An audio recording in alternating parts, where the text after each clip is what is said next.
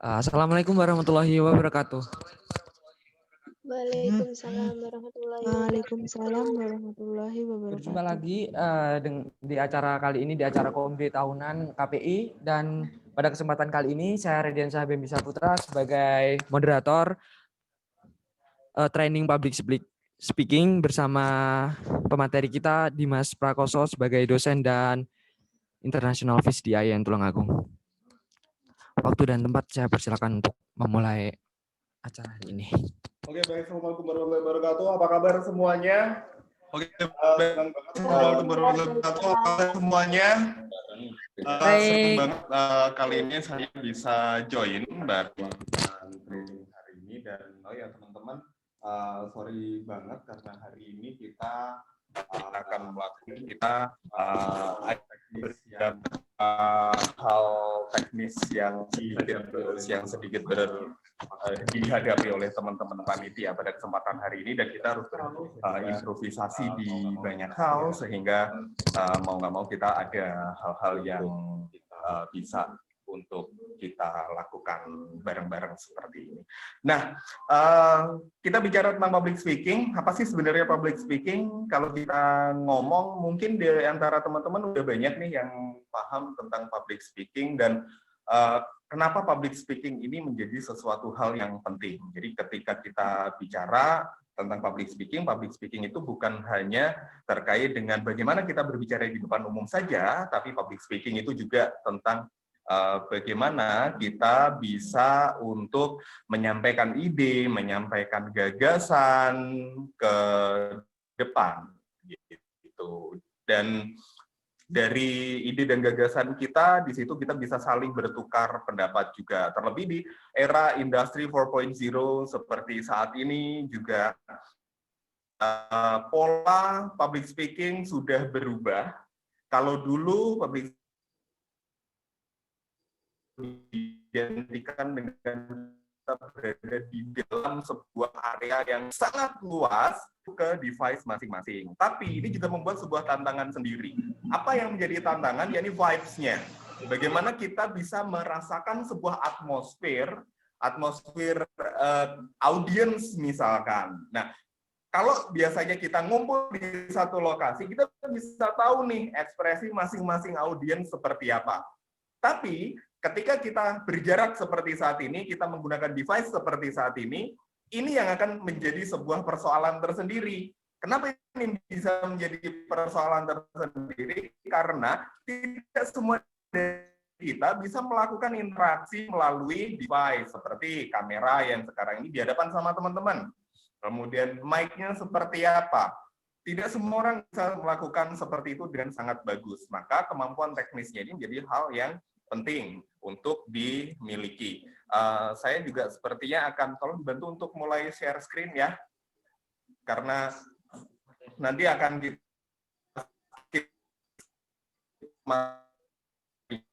seperti apa.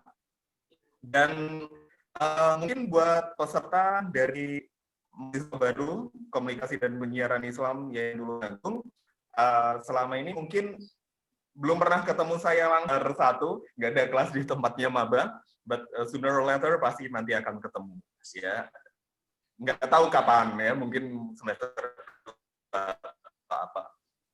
Dan kalau kita bilang nih teman-teman, kita juga ingin ucapin selamat datang juga buat peserta dari luar KPI IAIN Tulungagung yang sekarang join sama kita di sini, atau mungkin dari jurusan-jurusan yang lain di IAIN Tulungagung yang juga ikutan join. Kita juga mau ngucapin selamat datang. Dan yang pasti, kalau saya akan memperkenalkan diri terlebih dahulu, agak telat ya, materi sudah jalan, kemudian baru kenalan gitu. Nah, ini adalah bagian dari public speaking. Jadi, dalam sebuah proses public speaking, kita harus bisa menjangkau audiens kita terlebih dahulu, menjangkau perhatian audiens kita terlebih dahulu, kita grabbing audiens, kita keep di situ. Nah, ini juga salah satu improvisasinya ya. Nah, dalam proses public speaking kita berbicara, baik dalam konteks kita mau bikin konten ataupun kita laporan atau reportase atau apapun itu, kita pasti membutuhkan hal-hal seperti ini. Jadi teknis-teknis seperti ini tuh penting gitu.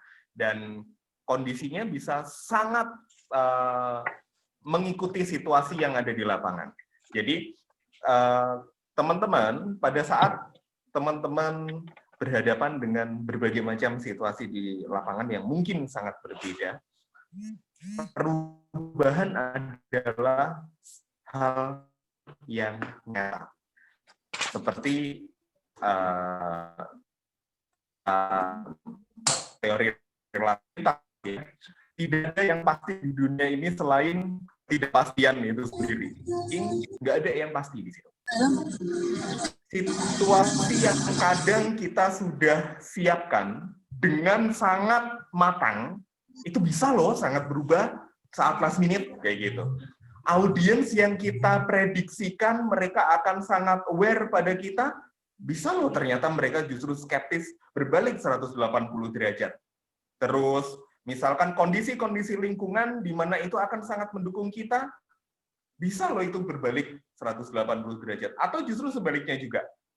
Ketika kita takut untuk melakukan sesuatu, kita udah bayang-bayangnya takut dulu kayak gitu, itu bisa kejadiannya dua. Yang pertama adalah apa yang kalian lakukan benar-benar akan terjadi, dan yang kedua adalah itu berbalik. Justru itu sama sekali nggak terjadi. Gitu. So, dalam sebuah proses public speaking, adaptif adalah hal yang paling penting. Jadi teman-teman harus bisa beradaptasi dalam situasi dan kondisi yang berubah sedemikian rupa dalam jangka waktu yang sangat cepat. Dan adaptif ini bukan settingan, karena adaptif ini balik lagi ke diri kita sendiri. Bagaimana kita bisa melakukan improvisasi dengan sangat tepat dan juga sangat cepat. Kenapa ini menjadi poin penting? Karena ketika kita melakukan improvisasi dengan cepat, kita akan bisa lebih mudah untuk menguasai keadaan.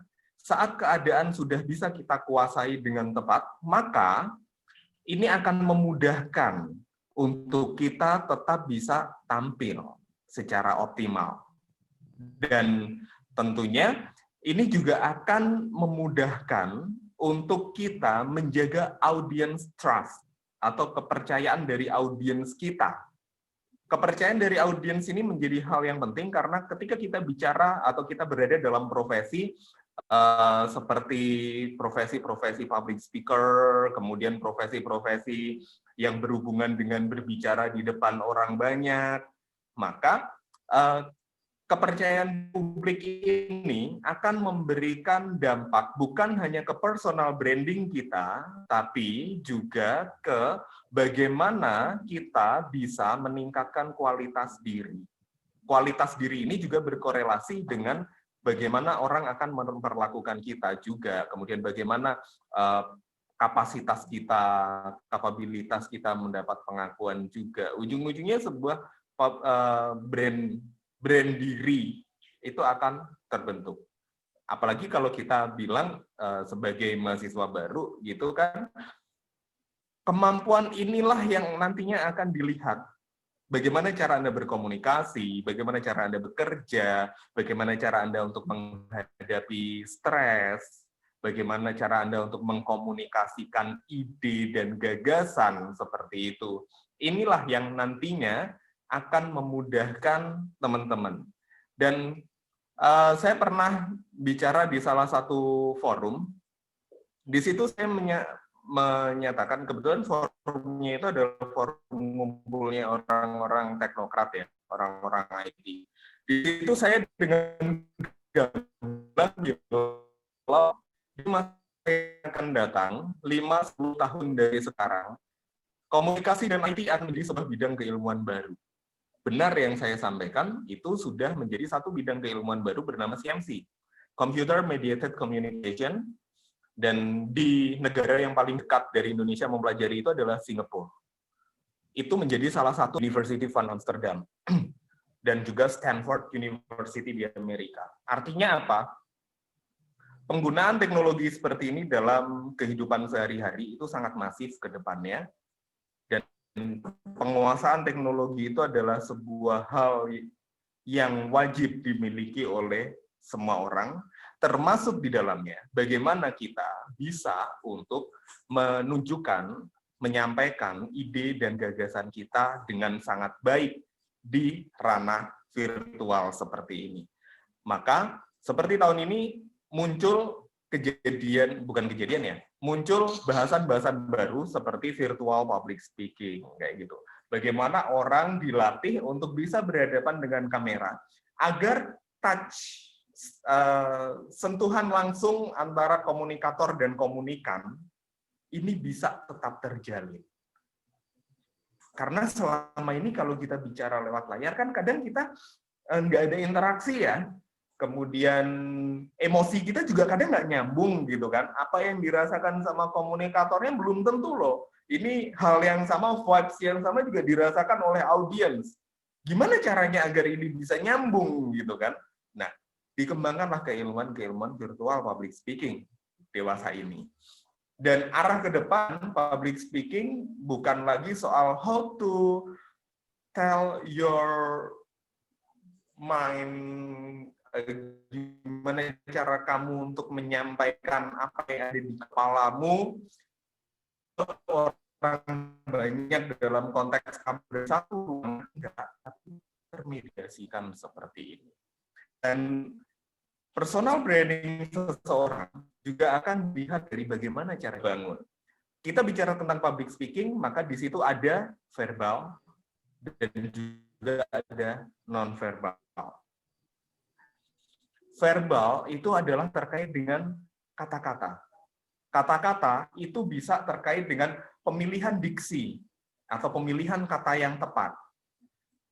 Kenapa kata ini menjadi sangat penting? Saya sedikit masuk ke bidang keilmuan lain linguistik misalkan. Masing-masing kata ini memiliki makna dan peruntukan digunakan untuk siapa. Nah, pemahaman ini pada saat kita berkomunikasi di awal, ini akan bisa secara psikologis menentukan bagaimana positioning kita ke audiens atau ke lawan bicara kita. Ya. Jadi kita menggunakan kata-kata yang formal, situasi yang sangat santai, that's word. Keanehan itulah yang nantinya justru akan membuat enak apa sih kayak gitu. Tapi kita juga diikat oleh adanya norma-norma tertentu di mana kita harus tetap menjaga posisi jelas gitu. Dan pemilihan diksi untuk level tertentu ini menjadi penting untuk dikuasai agar kita tidak satu gagal paham, yang kedua salah untuk mengkomunikasikan ide dan gagasan. Gitu. Kalau kita tarik konsep ini ke mahasiswa misalkan, maka kemampuan untuk melihat siapa lawan bicara kita, profiling lawan bicara kita ini menjadi satu hal yang sangat penting. Karena dari situ kita akan tahu, satu, topik apa yang bisa kita bicarakan. Yang kedua, data apa yang kita butuhkan. Yang ketiga, bagaimana cara kita untuk mengemas sebuah informasi tersebut sehingga komunikasi tidak boleh mandek.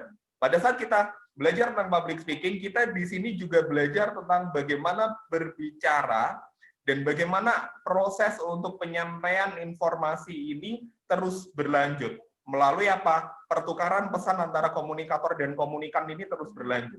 That's poinnya sebenarnya.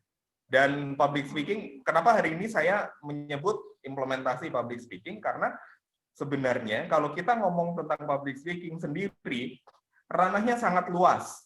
Itu kenapa? Pada saat saya masih di Surabaya, saya sering juga pegang di banyak lembaga untuk memberikan training-training public speaking, baik atas nama saya sendiri maupun saya ikut menjadi trainer di lembaga. Ada salah satu lembaga nasional seperti contohnya, saya sebut merek aja JRP lah, John Robert Power. Di situ orang benar-benar belajar mulai dari konseptual public speaking seperti yang saya bilang dari tadi, sampai ke bagaimana cara jalan, bagaimana cara duduk, bagaimana cara bicara, bagaimana gesture atau bahasa tubuh, bagaimana cara memandang, bagaimana kemudian cara menoleh, bagaimana kemudian cara makan, semuanya itu dipelajari. Kenapa? Karena kita bicara komunikasi, komunikasi itu adalah verbal dan non-verbal. Komunikasi itu juga terkait dengan ekspresi dan mikroekspresi. Nah, apa itu? Itu pasti akan ribet banget. Dan itu kita butuh kuliah panjang seperti itu ya. Untuk kita mempelajari bicara kita kayak gitu. Karena ini menjadi poin penting, teman-teman. Terus kira-kira nanti gimana, Pak? Kalau kita sudah menguasai public speaking, hal yang paling sederhana yang bisa diimplementasikan oleh teman-teman adalah misal teman-teman harus ketemu atau berada dalam sebuah organisasi misalkan. Di situ teman-teman bisa untuk menyampaikan ide, gagasan, memberikan influence atau mempengaruhi orang dengan sangat baik seperti itu. Terus implementasi lain adalah pada saat teman-teman sidang skripsi misalkan, atau harus melakukan presentasi di kelas, itu akan tidak banyak sebenarnya mahasiswa yang memiliki pindah ke Tulungagung. Saya masih sering dikontak oleh sejumlah sekolah komunikasi di Surabaya untuk memberikan private class public speaking. Dan banyak di antara mereka, di antaranya adalah mahasiswa yang pengen belajar public speaking secara lebih baik lagi.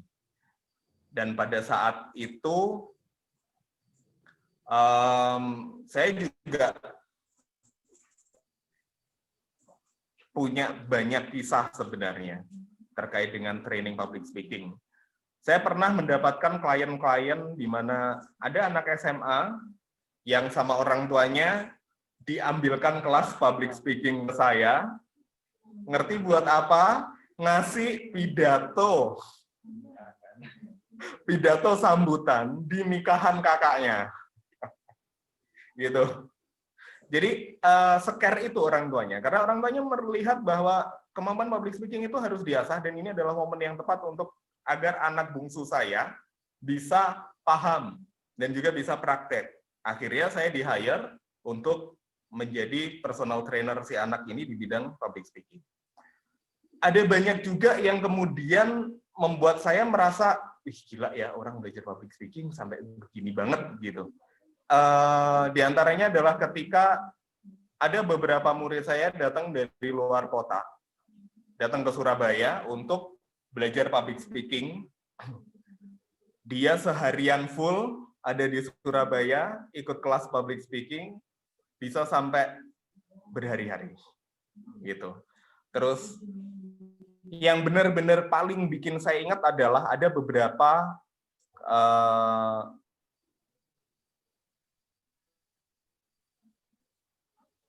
yang saya training, mereka adalah penyandang disabilitas. Mereka memiliki kelebihan untuk tidak bisa berbicara dengan bagus. Mereka memiliki, saya menyebutnya kelebihan sekali memiliki kelebihan untuk tidak bisa membaca huruf. Banyak minder. Itu. Dan at the end of the training, saya bisa membuat mereka percaya diri dan mereka bisa mengimplementasikan itu. Ada beberapa di antaranya yang benar-benar bicara itu susah. Susah dari sisi teknis ya. Saya yakin teman-teman di sini pasti memiliki kemampuan untuk berbicara minimal untuk memproduksi suara. Tapi beberapa murid saya, mereka tidak memiliki kemampuan itu. Dan mereka bisa. Ini apa? Ketika mereka kelebihan tersebut mampu untuk belajar, maaf kata, kok kurang ajar kita yang dikasih kesempurnaan, tidak mau belajar. Kok kurang ajar kita yang dikasih kesempurnaan, justru kita ingin menampilkan yang jelek. Apa nggak kasihan dengan teman-teman kita yang sebenarnya ingin merasakan kesempurnaan seperti kita? Kita bisa memproduksi vokal, kita bisa berbicara, kita bisa tampil di depan kamera. Banyak di luar sana yang ingin melakukan itu, tapi mereka tidak bisa. Ketika kita memiliki pilihan itu, kenapa kita harus melakukan sesuatu hal yang negatif dengan hal tersebut? Satu, itu akan mempengaruhi personal branding kita, kepercayaan publik untuk kita. Teman-teman dimanapun teman-teman berada, teman-teman semua masih sangat muda. At the early 20s, di awal 20-an, di usia yang masih sangat muda tersebut, ada banyak hal yang bisa teman-teman capai dan akan teman-teman raih di kemudian hari. The future is still mystery. Masa depan itu masih jadi misteri. Jadi, tugas kita adalah mempersiapkan masa itu dan sangat baik. Ketika kita tidak kita hanya terjebak pada kepentingan sesaat berupa eksistensi sesaat dan eksistensi itu semu, ya buat apa? Gitu. Saya sudah bukan dan sudah membuktikan bagaimana tahan di industri showbiz itu tidak gampang. Inovasi harus terus dilakukan.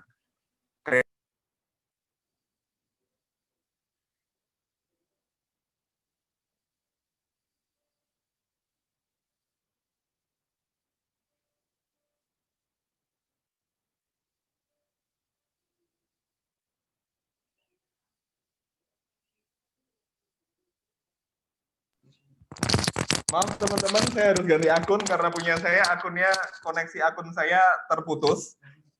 Jadi, Udah limit 40 menit. udah limit. Oke. Terus ini gimana? Oh, maksudnya punya sampai tadi. Oh enggak, kalau gitu. Jadi, sorry, saya lanjutkan lagi. Ketika kita punya diberikan banyak hal tersebut, kita diberikan banyak kelebihan-kelebihan tersebut, maka sudah saatnya teman-teman buat kita mulai belajar. Ke depan, banyak profesi yang akan mengedepankan soal public speaking. Dan public speaking ini nantinya juga dilihat dari bagaimana jejak digital teman-teman. Hal yang paling sederhana adalah ketika saya ada di kampus, saya selama ini juga ada di International Office, di situ saya juga melakukan seleksi jejak digital untuk mahasiswa-mahasiswa internasional kita. Dan itu yang dilihat semua postingan, mulai dari status sampai postingan-postingan berupa video, itu semuanya dilihat dan dianalisis. Nanti teman-teman akan belajar soal framing. Ada framing Robert Enman, ada framing Edelman, ada framing Penkosiki, kemudian ada semiotika, ada deskriptif kualitatif, ada etnografi, akan ada banyak metode. Yang semester 5 yang di sini sudah, aduh jangan dibahas itu di sini, gitu kan. Jadi itulah yang akan dipakai untuk menganalisis bagaimana kualitas pelamar misalkan. Bukan hanya di beasiswa tapi juga di pekerjaan. Gitu.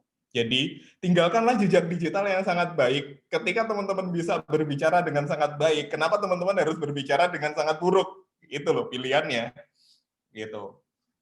Dan sebenarnya kita akan lebih banyak ke sharing session. Silahkan buat teman-teman untuk mulai bertanya, silahkan. Teman-teman bisa nanya, karena kita akan lebih banyak ngobrol aja, sharing session, sharing pengalaman, karena mohon maaf saya harus nanti ke teman-teman panitia pertanyaan via apa ya Pak? Via komentar. Udah, kalau anak-anak panitia pertanyaan tulis di kertas, bawa ke sini. Oh. Oke, apakah sudah ada pertanyaan? Oh, via ini ya, Pak ya. Kalau untuk yang lain bisa lewat ini ya, lewat fitur chat. Fitur chat ya. Ya. Oh, live chat. Apakah sudah ada? Oke, masih kosong. Oh, bisa. Atau bisa juga raise hand. Ya, raise hand, Pak. Jadi teman-teman bisa raise hand untuk bisa langsung ngobrol sama kita di sini. Jangan lupa menyalakan audio ya, Pak. Yes. Jangan lupa untuk kita nyalain audio. Umi-umi. Nanti kita kagak denger suaranya seperti apa. Gitu. Ada yang mau nanya? Ditunggu ya pertanyaannya. Kita tunggu pertanyaannya. Dan public speaking itu adalah basic ya teman-teman. Sambil saya nunggu pertanyaan ya, saya nunggu pertanyaan, saya akan lanjutkan lagi sambil nunggu pertanyaan. Nanti udah bisa langsung disela kayak begitu aja. Gini teman-teman, public speaking itu basic sebenarnya. Kenapa basic? Public speaking ini adalah ibu dari semua, dari banyak profesi. Ini ada yang bertanya, Pak. Oke. Siapa? Natasha. Oke. Mau bertanya, Pak? Oh ya, silakan. Oke, silakan. Kamu aja. bisa mulai nyalain mic ya.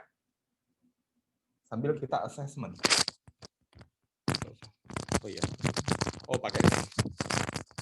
Berarti audio gua dari masuk. Oke, Natasha. Can you hear my voice? Mana tadi Natasha?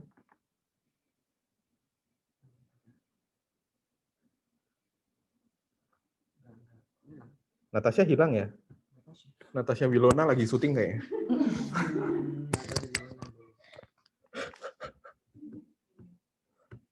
Bisa chat bisa langsung ya, Pak ya?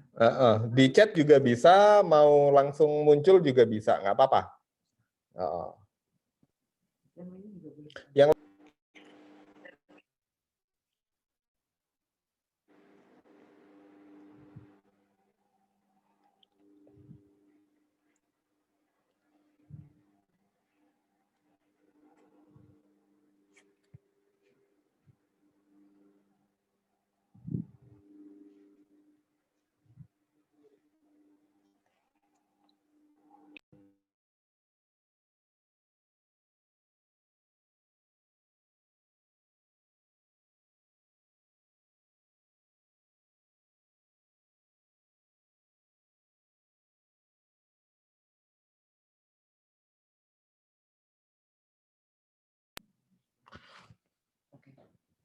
Oke, jadi bentar, mana tadi pertanyaan? Ada nggak yang seperti itu dari opening sampai closing? Ada, tapi kita harus mengetahui kita bicara dalam situasi yang seperti apa. Apakah kita bicara dengan situasi formal atau semi formal, apakah non formal, dan siapakah orang-orang yang ada di tempat kita bicara saat itu, apakah di sana latar belakang usianya seperti apa, kemudian latar belakang budayanya bagaimana, gendernya apa, tingkat pendidikannya seberapa, itu adalah data awal yang harus kita kumpulkan terlebih dahulu. Beda lagi ketika kita bicara di konteks di konteks program acara TV misalkan. Semua sudah tertata dan semua sudah jelas target audiens, segmentasi medianya seperti apa, itu semua sudah jelas. Jadi kita tinggal meneruskan saja untuk konsep-konsep program acaranya. Nah, setelah itu baru kita akan membuat mulai dari ada istilah yang namanya opening, insert, dan closing. Itu adalah ketika kita bicarakan konteks public speaking saat kita berada dalam situasi yang formal, ya, dalam sebuah event, kemudian dalam sebuah kita harus berbicara di rapat, kita harus berbicara di banyak situasi yang lain. Nah, satu yang saya kritisi sebenarnya banyak di antara teman-teman di sini ada kecenderungan untuk menggunakan introduction atau opening yang panjang banget. Itu kelakuannya. introduction-nya itu udah nggak A sampai Z lagi. A sampai Z balik ke A sampai ke J. Itu introduction-nya, panjang banget. Nggak harus teman-teman. Introduction, itu teman-teman cukup bicara greeting, itu sudah cukup sebenarnya. Gitu. Jadi nggak harus panjang-panjang dan langsung straight to the point. Banyak di antara kita kadang pada saat kita menanyakan sesuatu atau kita ingin menyampaikan pendapat, maka banyak di antara kita yang memilih untuk menggunakan bahasa-bahasa yang panjang di awal agar kita terlihat mengerti atau memahami. Ini dua mata pisau. Mata pisau pertama adalah ketika pilihan kata yang teman-teman pakai itu benar, selamat Anda, orang akan percaya sama Anda. Tapi ketika pilihan katanya salah dan nggak tepat, oh jadi cuman segitu aja, gitu. Game over sudah personal branding Anda nantinya ya, gitu. Terus bagaimana caranya? Tanya pada diri sendiri, apa sih yang sebenarnya mau gue omongin? Dan lakukan penjernihan. Penjernihan seperti apa? Ditata. Ini kira-kira kalau orang, aku tanya seperti ini, nyaut nggak ya? Nyantol nggak kira-kira? Jangan-jangan dia nggak ngerti lagi. Jangan-jangan pertanyaanku terlalu bulat kayak gitu. Gitu. Baru kalau untuk closing, di bagian akhir dari pembicaraan, itu adalah summary dari keseluruhan. Gitu. Oke, saya next ke pertanyaan berikutnya. Udah langsung dari gua aja, Bem. Dari Satria Atmaja. Oke, mau bertanya bagaimana cara kita memilih dan memilah kata yang tepat pada saat kita berada di sesi cooling down atau saat bercanda di sebuah presentasi yang tidak akan menyinggung audiens. Prinsip utama adalah hindari sara. Ya. Suku, ras, agama, ethnicity, itu jangan pernah gunakan itu. Terus ketika kita membuat jokes, pastikan jokes itu lucu dan nggak garing. Udah. Karena percuma aja kamu pakai jokes kalau jokesnya garing gitu. Lebih baik langsung aja lemparin gitu. Lemparin aja, yuk teman-teman gimana nih? Ada yang mau nanya atau gimana lah seperti itu. Atau perbanyak contoh. Agar presentasi tidak monoton, di situ pentingnya ada permainan intonasi, permainan artikulasi, permainan aksentuasi di situ teman-teman ya. Oke, nggak apa-apa, santai. Lebih baik seperti ini karena kita bisa sharing, bisa sekalian sharing pengalaman-pengalaman saya gitu. Nah, audiens itu biasanya merasa tersinggung ketika mereka ada hal-hal prinsip dalam diri mereka yang kita ulik terlalu jauh dan terlalu dalam. Misal hal-hal berbau kesukuan, berbau ras, berbau agama itu kan sangat sensitif. Gitu. Jadi dan pahami juga prinsip untuk peace, damai. Itu hal yang paling penting. Saya masuk ke Natasha. Untuk menambah skill public speaking basic, yang utama agar ketika mengutarakan sebuah kata supaya tidak belepotan, Pak. Oke, cara yang paling gampang adalah, ini adalah cara yang paling gampang ya teman-teman. Teman-teman kalau misalkan keluar naik motor, ngomong nggak boleh ada dead air. Nggak boleh ada ae kayak gitu, nggak boleh. Langsung ngomong terus full, nggak pakai berhenti. Itu kalau saya dulu latihannya seperti itu. Naik motor keliling kota, saya akan ngomong improvisasi sebanyak mungkin, apa yang saya lihat itu yang akan saya omongkan. Sekarang mah enak, kemana-mana pakai masker kan. Jadi itu bisa sekaligus buat latihan kayak gitu. Kalau saya dulu enggak, ya udah helm aja sambil ngoceh kayak gitu. Karena dengan seperti itu kita bisa melatih pernafasan kita juga. Mental, bener banget, mental. Kemudian fokus kita itu akan terlatih gitu. Dan pada saat kita bicara sepertinya nggak akan sampai segitu deh. Saya lagi dikode sama si anak-anak HMJ gitu. Agak spesial ya. Coba. Kayaknya gue baca dari sini aja deh, Bem.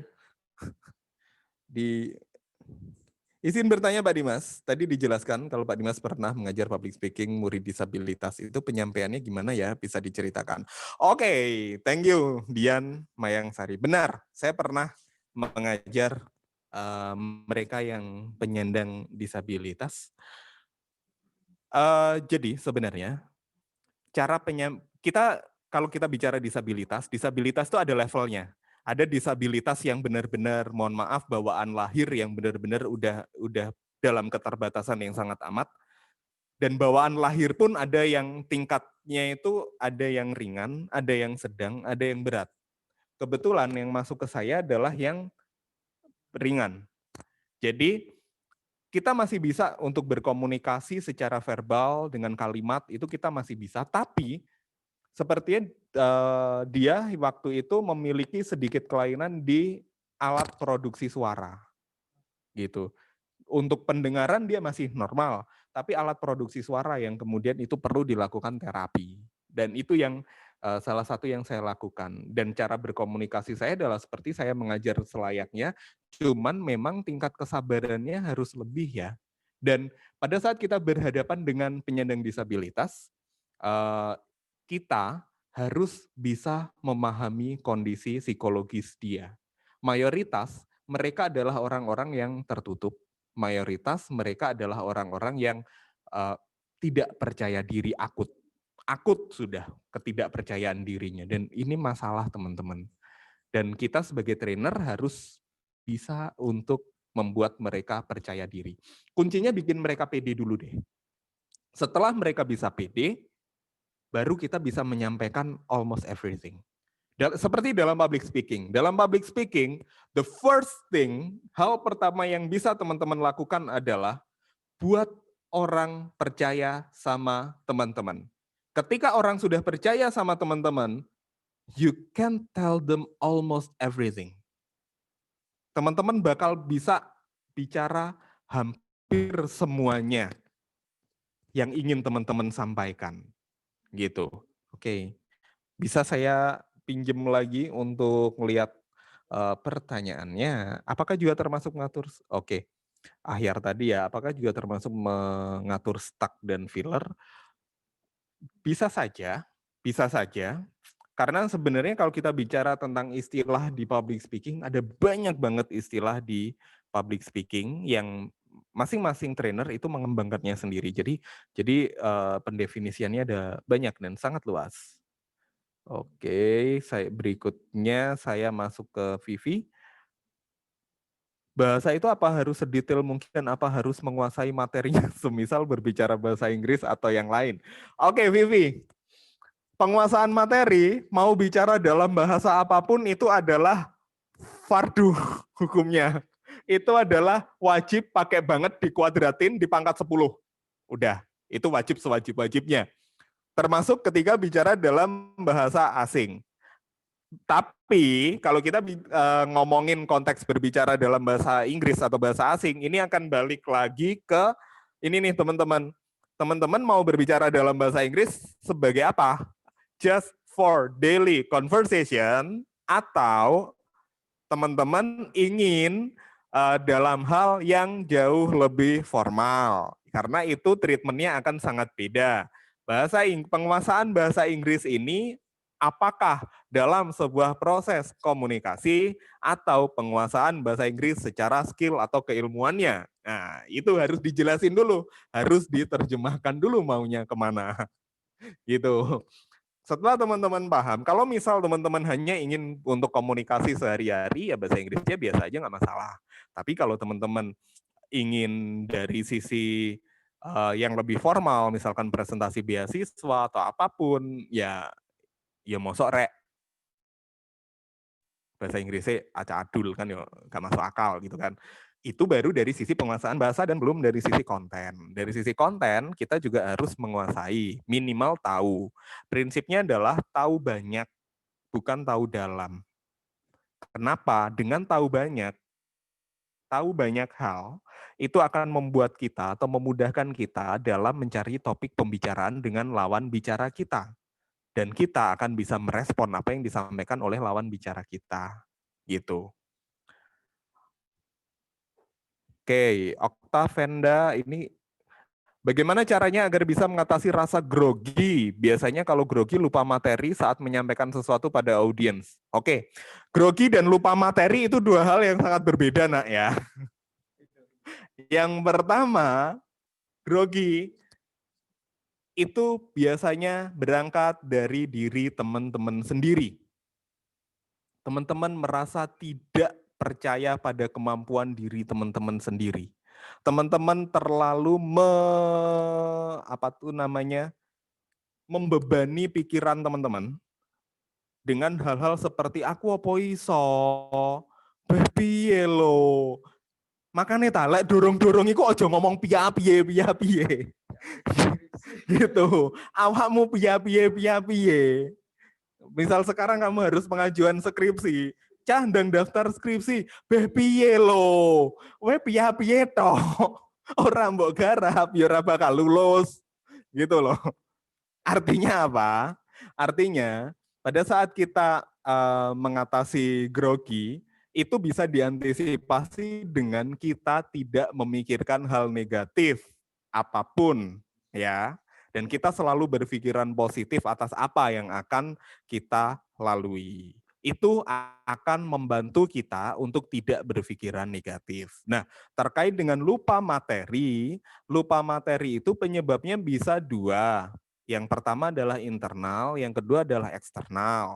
Eksternal adalah adanya situasi-situasi di mana di tempat teman-teman berbicara itu, kemudian teman-teman cemas. Kecemasan itu bisa karena teman-teman merasa tidak dipercaya, kemampuan teman-teman merasa tidak diakui, tidak diakomodir, dan teman-teman merasa terbatas di situ. Nah, barrier seperti itu salah satu penyebabnya juga dari pikiran kita sendiri dan tidak sepenuhnya dari eksternal. Kemudian kalau faktor internal yang pure adalah kitanya nggak paham apa yang mau kita omongin. Sejak saya kuliah S1 sampai saya kuliah S2, saya selalu berusaha untuk memahami luar dalam apa yang sedang saya akan presentasikan di kelas. Takes time banget. Harus baca banyak. Tapi itu lebih baik daripada saya kelihatan bodoh di depan kelas. Gitu. Dan sekarang decision maker is yours. Kalian maunya seperti apa? Gitu. Oke, sekarang ini masuklah. Bagaimana cara mensiasati kata-kata ketika kita lupa hal yang mau disampaikan agar audiens tidak menjadi bertanya apa sih, bicara apa sih? Teknis yang paling gampang adalah menarik suku kata terakhir. Jadi kalau teman-teman lupa, teman-teman bisa bilang, jadi kita hari ini mau bahas tentang public speaking. Dan teman-teman public speaking ini nanti, ini penting loh buat kita para mahasiswa. Nah, pada saat teman-teman menarik tadi, perhatian audiens nggak akan teralihkan dari teman-teman. Gitu. Terus siapa nih? Fikri Fajrin Al-Majid. Apakah ini Fikri yang sama seperti di kepala saya? Oh, bukan. Bukan yang menimbulkan pertarungan antara Asgardia melawan Thor melawan ini anak-anak TV yang tahu cuma. Oke, pertanyaan dari Fikri. Bagaimana mengatasi kegugupan yang muncul saat berada di tengah atau saat kita berbicara di depan umum yang kadang membuat kita berkeringat dan tidak fokus? Oke, Fik, dan ini juga masalah yang dihadapi oleh semua orang. Dan saya selalu mengatakan hal yang sama. Guys, teman-teman, pasukan, itu biasa saya memanggil kalian. Nervous itu adalah wajar. Tapi hanya untuk sampai 10 detik pertama. Kalau lebih dari itu namanya adalah kurang ajar. Ya. Jadi nervous, kalau teman-teman nggak nervous, itu kurang ajar namanya. Bahkan saya pun juga kadang masih suka nervous. Bahkan saya merasa aneh kalau misal saya mau jadi MC, ataupun saya jadi moderator, atau mungkin saya jadi trainer, tapi saya nggak nervous. Itu sudah bisa dipastikan acaraku kacau, gagal total. Wes, siaran, saya nggak nervous di awal sebelum opening, ajur nyunyur, wes mesti. Gitu. Jadi itu seolah jadi kontrol buat saya juga. Nervous itu bukan untuk dihilangkan, tapi untuk di-manage. Caranya adalah, sebelum teman-teman bicara, tarik nafas panjang, tahan, biarkan paru-paru teman-teman ini dipenuhi oleh oksigen, teman-teman tahan dan keluarkan pelan-pelan. Kenapa? Karena pada saat situasi kita tertekan, maka jantung kita akan bekerja lebih cepat dengan cara berdetak lebih cepat. Jantung yang bekerja lebih cepat ini akan memompa darah ke seluruh tubuh, termasuk ke paru-paru. Darah yang dipompa ke paru-paru ini akan dilakukan penggantian oksigen dengan sangat cepat. Ketika teman-teman tidak menstok jumlah oksigen yang banyak di paru-paru teman-teman, maka nanti darah yang kemudian mengalir ke seluruh tubuh tidak berisi oksigen. Padahal pada saat kita tertekan, seluruh organ tubuh kita membutuhkan oksigen untuk bisa kembali tenang. Gitu. Itu penjelasan logis kenapa kita harus mengambil nafas. Dengan kita mengambil nafas, pelan-pelan nanti detak jantung kita akan turun, akan normal kembali. Gitu. Nah, kalau memang masih terus gugup sampai di tengah pembicaraan, maka teman-teman bisa memainkan jari kaki misalkan, atau memainkan pena, atau mungkin teman-teman bisa juga membuat coretan, atau seperti apa, seperti itu. Sayangnya kita sedang pakai ini ya, sedang pakai Zoom kayak begini, jadi gue nggak bisa nyontohin. Harusnya kalau kita ketemu, ini pasti akan lebih seru, karena pasti saya akan bisa mencontohkan, dan kalian semua nanti pasti akan menjadi korban. Korban apa? Korban dari saya untuk kita praktek bareng, seperti itu. Karena saya biasanya kalau ngasih training, saya kalau nggak praktek bareng tuh nggak enak, kalau saya nggak menjerumuskan orang tuh nggak enak ya Bem ya. Saya biasanya akan mencari korban untuk, yuk kita belajar bareng, kita praktek bareng-bareng, kayak begitu. Ada lagi nggak Bem? Udah ya. Oke teman-teman, mohon maaf saya nggak bisa lama-lama karena saya jam 10 harus ada meeting dengan Australia. Dan jadi mohon maaf saya nggak bisa full sampai jam 10 terkait dengan saya harus meeting terkait beasiswa Australia soalnya. Thank you atas perhatiannya. Saya balikin lagi ke Rediansyah Bembi. Untuk teman-teman adik-adik KPI artinya bisa untuk semua peserta bisa Teman-teman update-nya bisa melalui link yang sudah dibagikan Kak Zemzem ya, melalui live chat. Ya, melalui live chat. Saya sedikit kutip dari Pak Dimas materi yang telah dibawakan. The next level public speaking adalah bukan bagaimana kita menyampaikan apa yang ada di dalam otak kita, tetapi kita juga dapat mempengaruhi audiens yang ada di sekitar kita, dan baik melalui kata-kata atau